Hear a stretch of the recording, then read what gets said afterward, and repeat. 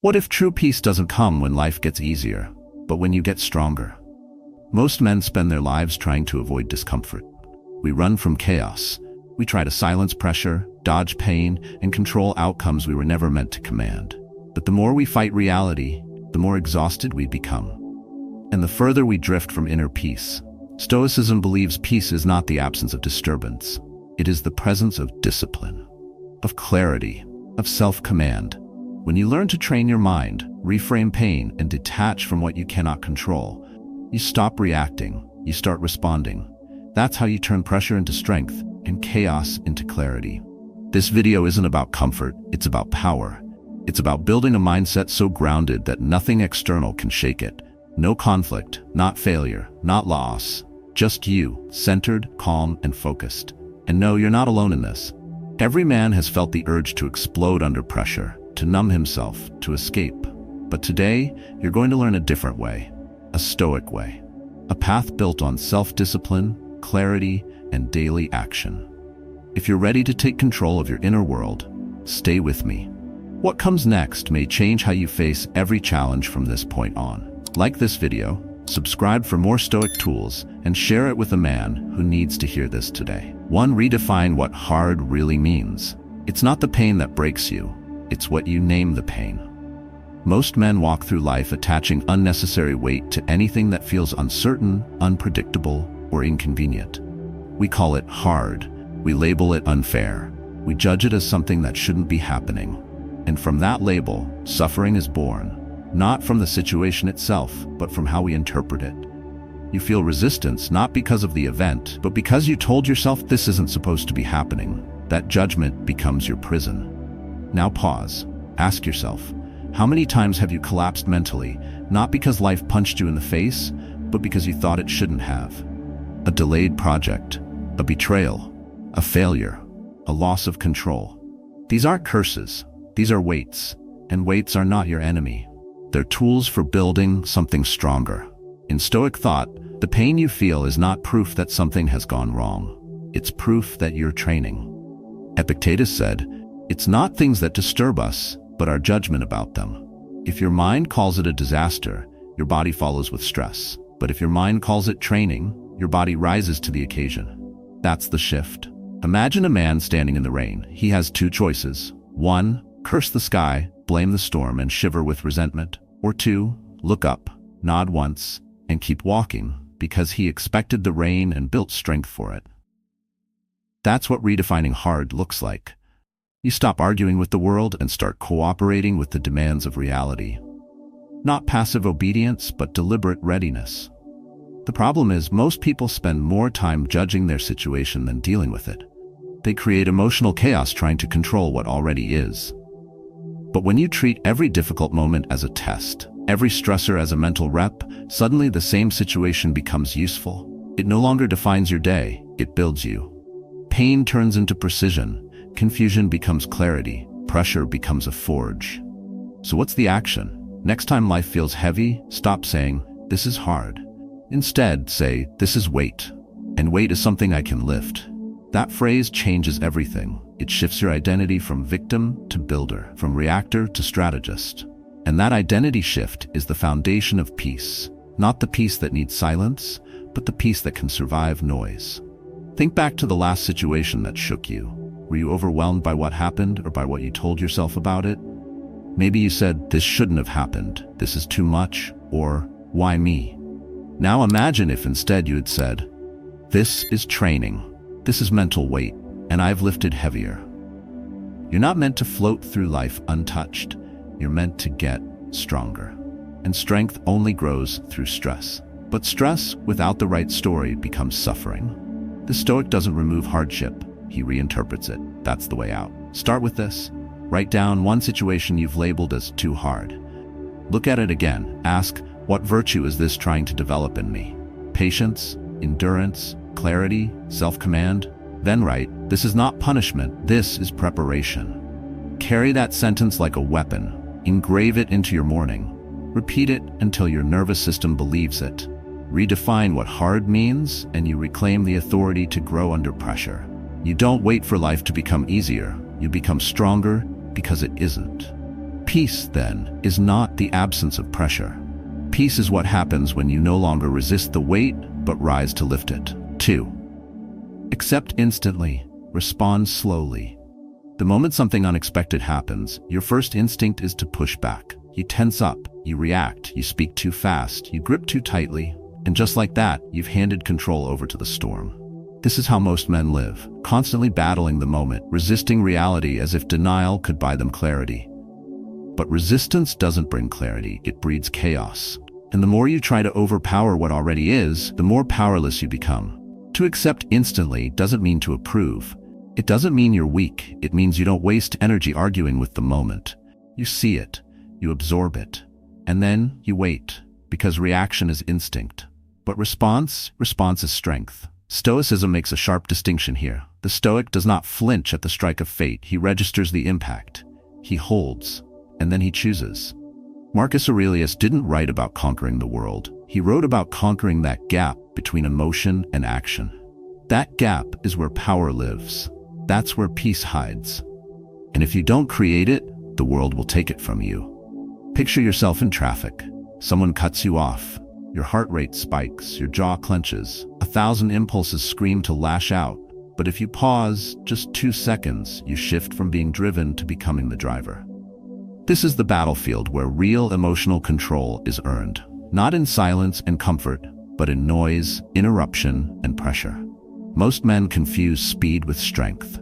They think acting fast is a sign of decisiveness, but true command shows in stillness. Stillness is not inaction, it's precise timing. A general doesn't fire the first shot, he watches the field. The Stoic watches his inner field. He knows every thought is a spark, not all of them should become fire.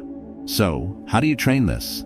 Begin with the pause. When you feel your reaction rising, anger, fear, frustration, don't speak.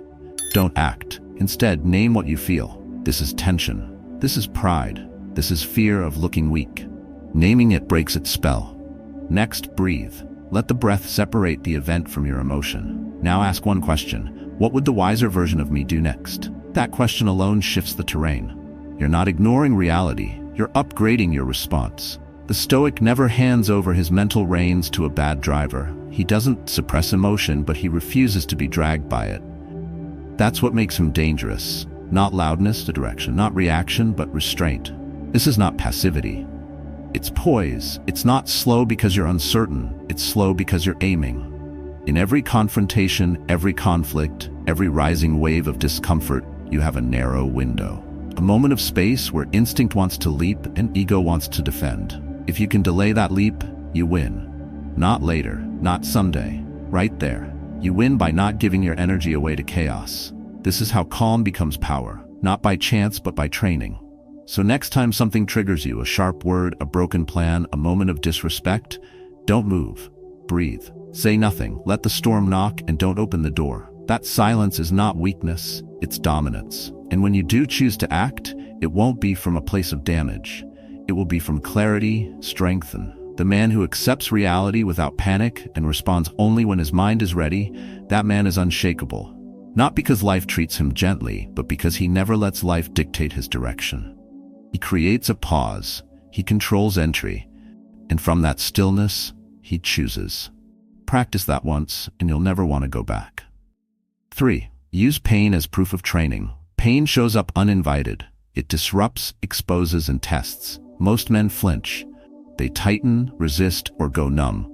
Not because they're weak, but because they were never taught to use pain. It's been sold to them as a threat, not a tool. But here's the shift. Pain doesn't mean something's gone wrong. It means something real is happening. And that real thing, it's your training. The average man thinks pain is punishment, a sign that life has turned against him, so he fights it, or worse, he flees. He tries to silence it with distractions, substances, or speed. But avoidance delays mastery. The Stoic doesn't run, he remains, because he understands that discomfort is not an enemy, it's the resistance that builds internal strength. Every strain sharpens the edge, every burn tempers the core, every weight shapes the frame. Epictetus knew this when he said, "Difficulties show who we are." He didn't say they create us, they reveal us. You don't develop mental toughness by reading about it. You earn it through pressure, through exposure, through pain you don't escape from. Imagine a man at the edge of failure. He just lost a deal, or a friend, or his dignity. The average mind spirals, but the trained mind steadies, not because he doesn't feel the sting, but because he knows that sting is shaping something deeper than comfort ever could. The pain itself isn't the transformation, it's the friction that demands it. And what you do inside that friction determines your direction. If you collapse, you reinforce helplessness. If you react, you repeat the pattern. But if you pause, observe, and ask, what's this here to sharpen? Then pain becomes purpose. It becomes a process. Let's take an example. You're passed over for a promotion you deserved. Your ego screams. You're tempted to resent, to lash out, to quit. But if you're training stoically, you stop. You breathe. You let the pain arrive fully. And then you interrogate it. Not to explain it away, but to extract strength. You ask, where is the weight here, and how do I lift it? Maybe it's endurance, maybe it's humility, maybe it's learning to build something of your own. But in that moment, pain becomes your compass, not your cage. The modern world tries to teach you comfort as a reward, but Stoicism teaches that reward lies on the other side of challenge. What numbs you weakens you. What hurts you, if handled wisely, builds you. So instead of chasing relief, chase clarity. Instead of looking for an escape, build capacity. This isn't about glorifying suffering. It's about reclaiming it, taking back control from whatever breaks your rhythm. Pain doesn't control you unless you grant it authority. But when you stare it down, breathe through it, and make it serve your growth, it loses its power to dominate. That's when you start to feel unbreakable. Not untouched, but unshaken. Here's your practice. The next time pain shows up, don't deny it, don't dramatize it, sit with it. Ask, what quality is this pain exposing in me that I need to strengthen? Then act on that answer. That's where the real game lies. You don't need motivation, you need repetition. Treat pain like weight and yourself like the gym. Every rep rewires your nervous system. Every confrontation with discomfort becomes conditioning. Not emotional, not reactive, deliberate. When you stop fearing pain and start working with it, life stops feeling like a threat. It starts feeling like training. And a trained man is a calm man. A calm man is a dangerous one, because he doesn't wait for peace. He builds it. With scars he earned under pressure, without apology, without rush, with full control. Lift what hurts. That's where your transformation lives. 4. Focus only on what you can command. Everything spins faster when you try to control what was never yours to begin with. The more you reach outside your circle of command, the more you scatter your energy. And what scatters your energy steals your peace. Most men burn out not from lack of strength, but from leaking power into things they cannot shape. People's opinions, future outcomes, or unpredictable events. They fight shadows. They argue with the wind. They chase control in places that give none back. The Stoic draws a line. Inside that line, your thoughts, your choices, your actions. Outside of it, everything else. Marcus Aurelius said, you have power over your mind, not outside events. Realize this, and you will find strength. That isn't philosophy, that's survival.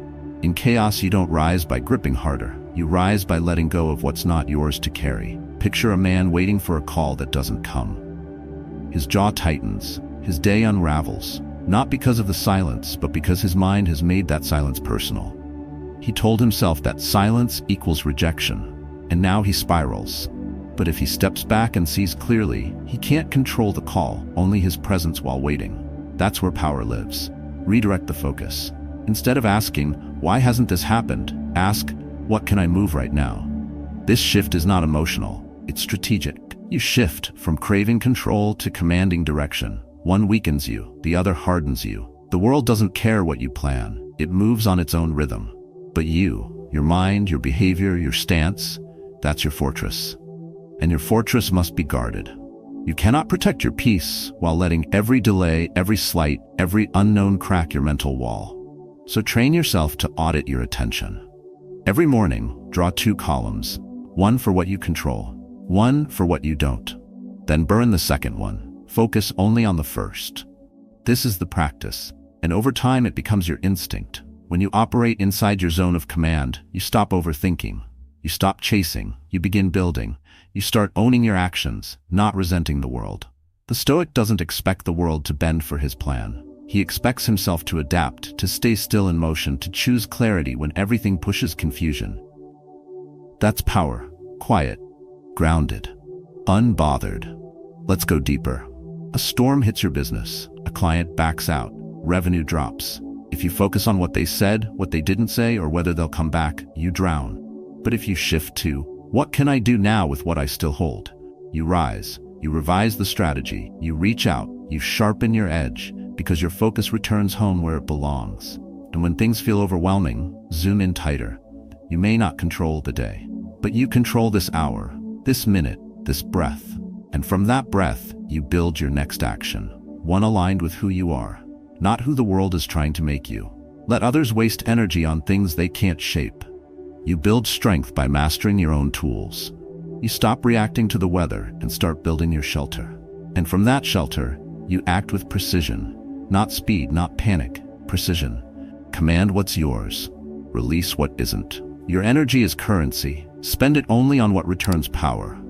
Everything else is noise, and peace does not live in noise. Peace lives in ownership. Ownership over your thoughts, ownership over your direction, ownership over your choices, especially when life offers you none. That's how you stop drowning. That's how you start building. Focus, narrow like a blade, and move only where the cut matters.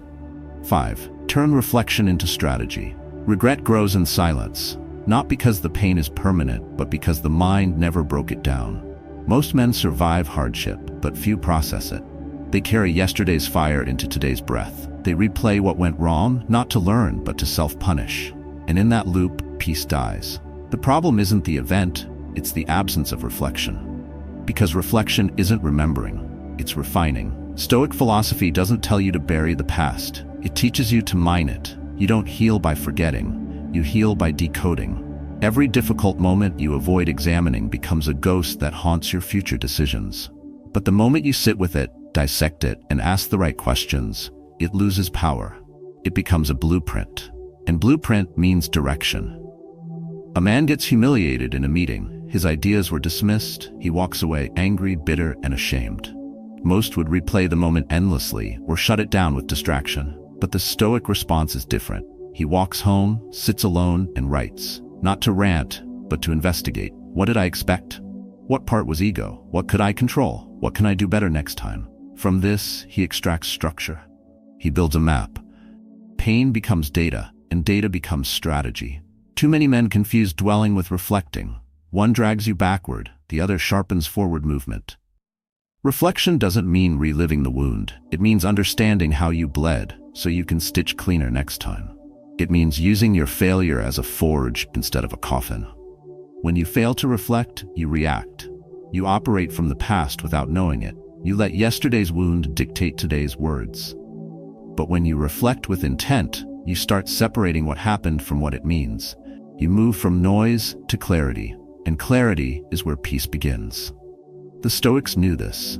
Seneca journaled daily. He reviewed his responses, not to judge himself, but to refine himself. He didn't fear failure, he feared unconscious repetition.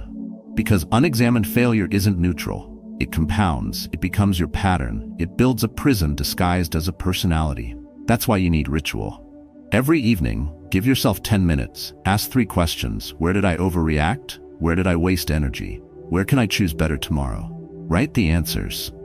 Don't analyze forever, just name the key moves. That act alone shifts your identity. You stop being a reactor. You become an observer, and from that observation, you evolve. This is the path to emotional resilience. Not by pretending you weren't hurt, but by breaking it down so the hurt can't control you. You get stronger, not because you forget, but because you understand. You look at the storm, name the wind, trace the damage, and rebuild with thicker walls. Next time something breaks your rhythm, don't move on. Pause. Journal. Write down exactly what happened. Name what you felt. Then write what you should have done instead. Make the gap between past and future visible, and commit to closing it. Not with perfection, with precision. That's how you turn chaos into command, not by being untouched, but by turning every bruise into a blueprint. The Stoic mind is not invincible, but it is revisable. Every error is feedback. Every setback is a formation. You're not failing, you're drafting your next version. Use the pain, don't just survive it, structure it. Make it serve, make it point. Then act again, sharper, calmer, wiser. And when the next storm comes, you'll walk in with a blueprint, not a wound. You won't repeat, you'll redirect. And in that redirection, peace is no longer a hope. It's a product of your process. 6. Practice detachment, not numbness. Numbness pretends to be peace. It feels quiet, but only because something inside you shut down. Detachment, on the other hand, isn't silence. Its strength is in stillness. Most men confuse the two. When life hits hard, they shut off emotion like a broken switch. They tell themselves, I don't care anymore, it doesn't matter. Or, whatever happens, happens. But beneath that cold front is a system in overload, not control. That's not mastery, that's a malfunction. True Stoic detachment doesn't deny emotion, it disciplines it. It doesn't suppress what you feel, it trains you to see it clearly without surrendering to it. Emotion becomes data, not direction. The Stoic doesn't aim to feel nothing, he aims to remain unmoved by what doesn't deserve to move him. He creates emotional distance, not to escape, but to gain perspective. Imagine a man watching a fire burn just a few feet away. He feels the heat, but he doesn't run into it. He watches, he calculates, he acts only when ready. That's what internal detachment looks like. You feel the fire, but you don't become it. You hold your ground. Now imagine you're in a heated argument with someone close. Your heart races, your chest tightens, instinct pushes you to lash out or walk away in silence. But if you've trained detachment, you do neither. You observe the urge, you name the emotion, that's anger. You name its cause, that's fear of disrespect. And then you pause, you breathe. You respond only when the heat drops, not when your pride rises. That's the difference. One man explodes, the other commands. This is where most men go wrong. They think strong means silent. But silence without clarity becomes emotional armor that rusts from the inside. Real strength isn't about muting your humanity, it's about directing it. You don't freeze your feelings, you frame them. You recognize their energy, but refuse to let them choose your behavior. The Stoic lives by alignment, not avoidance. He feels frustration, yes, but he channels it into structure. He senses fear, but he converts it into focus. Detachment doesn't mean you're indifferent, it means you're grounded. Grounded men don't float away in storms. They stand, they observe, and they respond with precision. So how do you build that kind of composure? Start by noticing the first surge of emotion. Don't push it away. Don't act on it either, just name it. That act alone turns chaos into clarity. When you name it, you claim it. Then move your body, breathe slower, unclench your hands, step back if needed. This isn't weakness, it's the mechanics of self-mastery. Finally, ask yourself one question. What reaction honors the man I'm becoming, not the emotion I'm feeling? That's the pivot. That's where character sharpens. Detachment, when trained daily, becomes a filter for your decisions. It helps you protect your emotional energy, especially in moments where people try to provoke, manipulate, or drain you. You become immune not because you feel less, but because you react less. You don't swing at shadows, you don't chase every offense. You respond when you decide, not when the world demands. This is the practice. Watch, name, breathe, choose, repeat. Over time, this becomes instinct. And in that instinct lives your power. When others lose themselves in emotion, you remain. When chaos knocks, you don't open the door. When someone tries to pull you into their storm, you bring them into your calm, or you walk away untouched. Practice detachment not as escape, but as a strategy. Build distance not from the world, but from the noise inside you. That's how you stay unshaken. That's how you stay dangerous. Calm doesn't mean cold, it means collected. Emotionally aware, but emotionally untouchable. That's Stoic detachment. That's how you move through the fire without burning. 7. Embrace adversity as part of your path. Adversity doesn't interrupt the path. It is the path.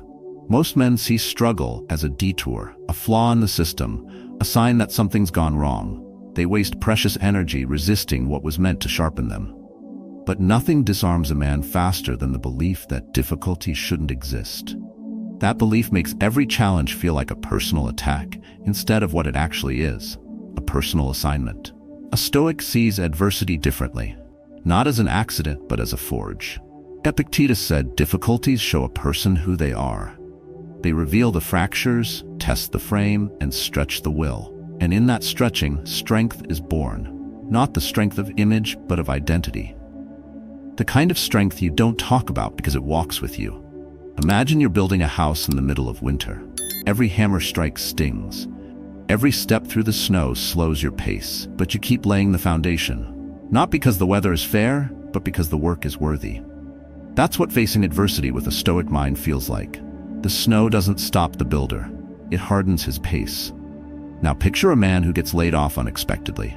Bills looming, reputation bruised. He sits alone, eyes on the floor. The first instinct is collapse. Why me? I didn't deserve this. But what if he pivoted? What if instead of mourning the plan, he stepped into the moment? What if he told himself, this is not the end. This is a season of fire, and I'm here to stand in it, awake. This is the pivot Stoicism demands. You stop asking, why did this happen to me, and start asking, what is this here to refine? You stop cursing the weight and start lifting it with intent. Every challenge becomes curriculum. Every failure becomes an instruction. You move from confusion to construction. Most men never make that move. They wait for fairness, wait for smoothness, wait for some imagined calm to return. But the Stoic doesn't wait for the world to balance. He balances himself inside the imbalance. He plants his flag in the storm and chooses to build right there. To practice this, identify one hardship in your life right now. Not something from the past, but something that stings today. Write it down. Then beneath it, write what virtue it's demanding from you. Patience, endurance, courage, humility. This is how you reclaim power. You stop identifying with the problem and start identifying with the man rising inside it. You don't need the world to be softer, you need to be sharper. That's Stoic strength. It doesn't chase comfort. It chases clarity. Clarity that says, this pain is not punishment, it's preparation. Clarity that whispers, this is the mountain and I was built to climb. When you stop waiting for adversity to pass, you begin mastering how to walk through it. Not frantically, not emotionally, but with a purpose in each step. You become the kind of man who doesn't break when things get hard, but builds while they do. You stand when others shake. You breathe when others panic. You remain when others run. The world doesn't get easier, you get deeper. Your peace doesn't depend on the forecast. It comes from knowing you don't need to be spared from adversity. You need to be shaped by it. So write this down. The obstacle is the path. I don't move around it, I move through it. Let that be your mantra. Not once, not when it's easy, but every time the fire rises. Because when you embrace adversity as part of your path, you stop negotiating with difficulty. You start transforming through it. And from that transformation, a calm, commanding presence is born. Quiet, unshaken, and completely yours. 8. Transmute chaos into routine. Chaos isn't loud, it's subtle. It creeps into your mornings when you wake up already behind. It fills your chest in traffic. It slips into your tone when someone interrupts your day. Chaos is not always disaster. It's the slow erosion of structure. When your mind lacks order, your emotions run the show. When your day has no anchor, the world tosses you wherever it pleases. Most men try to calm chaos by escaping it, scrolling, venting, zoning out. But escaping doesn't build strength. It delays collapse. The Stoic doesn't escape the storm. He builds a fortress inside it. Not made of walls, but of rituals. Not of silence, but of structure. Routine is not boring. It's a strategy. When your mind has a map, it doesn't panic when the road shakes. When your body knows what to do first, second, third, your spirit stops drowning in decisions. Chaos weakens when repetition hardens. Imagine a soldier in battle. The sound is deafening. Orders change. The landscape shifts, but his hands move without confusion. His actions are drilled. His response is shaped. That's what a Stoic routine is. It's not just scheduling your day, it's arming your day. Let's bring this home. You wake up and check your phone. Headlines hit, messages pile, the world speaks before you even stand. You're already reacting. But if you shift that first moment, if you build the opening of your day like a shield, you take control back. The external world slows when the internal world starts firm. Start with this. Before the world speaks, speak to yourself. 3 steps. 1. Write one sentence that names your internal state. I feel scattered, I feel calm, I feel driven. 2. Set one anchor. Today I will not rush, or today I will move with purpose. 3. Sit still for 60 seconds. No music, no scrolling, just you. That's not routine, that's a command. Most men live on reaction loops. They chase what's urgent. They mistake movement for progress. But Stoics move differently. They don't move fast, they move first. They set the rhythm before the noise invades. They don't wait for peace, they prepare for it. And they prepare by structuring chaos into a sequence. This applies beyond mornings. It applies when plans change, when someone else fails you, when things get loud. Instead of scrambling, you return to your system. You breathe, you reset, you follow your structure. Routine is not about controlling everything. It's about protecting yourself from being controlled by anything. Look at a craftsman. His tools are arranged, his movements are practiced. He doesn't panic when something breaks. He resets faster because the rest of his space is intact. The same goes for your life. The more predictable your rhythm, the easier it is to recover when the storm hits. Here's how you train it. Choose one chaotic moment in your day, maybe the transition between work and home, or the time between dinner and sleep. Define a 3-step routine for it. Make it simple, repeatable, and calming. Do it daily. Don't aim for perfection. Aim for presence. You build inner peace not by avoiding storms, but by returning to patterns that don't break. Patterns that ground you. Patterns that clarify your next step when the world blurs. When others collapse, you continue. Not because you're tougher, but because your system is tighter. Transmuting chaos into routine is the quietest kind of discipline. No one sees it, no one claps for it. But it saves your mind every time things fall apart. Your calm is no longer emotional, it's engineered. And once it's engineered, it becomes unshakable. Don't wait to feel in control. Create it in the first 10 minutes of your morning, in the last 10 minutes of your day, in the middle of the noise when you reach for structure, not escape. Because when chaos comes, and it will, your routine becomes your reply. Steady, solid, silent, but immovable. 9. Train your mind to preempt disturbance. Disaster doesn't need to knock you down. Surprise does. It's not always the size of the blow, it's the fact that you never saw it coming. What breaks most men isn't what happens. It's the gap between what they expected and what arrived. That mental whiplash is where control slips. But Stoicism doesn't wait for chaos to teach. It prepares before it hits. And that preparation is a form of calm more powerful than any comfort. Premeditatio malorum, the Stoic practice of imagining adversity before it happens, isn't pessimism. It's precision. You rehearse storms not because you want them, but because you refuse to be owned by them. When your mind sees the enemy coming, it stops reacting and starts responding. And in that response, your identity shifts from victim to strategist. Most men drift through the day expecting smoothness. They act surprised when the client cancels, when the child screams, when the car won't start. But what if you trained your mind to expect disruption, not in paranoia, but in preparation? What if the first words you told yourself each morning were not, "Hope this goes well," but "If today goes wrong, I remain"? Imagine a man about to walk into a high-stakes meeting. Instead of hyping himself up with shallow optimism, he pauses. He says to himself, "They might reject my idea. They might question my worth. They might even ignore me." And then he breathes. He straightens his spine. He anchors his posture to the outcome he can control, his clarity, his tone, his poise. Now, rejection can't crush him. It's already been rehearsed. His emotional defense system is active. He walks in not fragile, but forged. This mindset doesn't shrink your spirit. It strengthens it. You don't lose hope, you build psychological armor. Your calm is no longer circumstantial. It's structural. Daily, give yourself 5 minutes to run mental reps. Ask, what might go wrong today? Visualize the tension, not in high drama, but with calm awareness. What if the deal falls through? What if someone disrespects you? What if plans collapse at the last minute? As each image comes, don't flinch. Breathe through it. Then imagine your response. Not rage, not retreat, but rooted presence. Your mind learns not to avoid fire, but to walk toward it already cooled. The mistake most men make is assuming they'll rise when challenged. But you don't rise to the level of your ambition. You fall to the level of your training.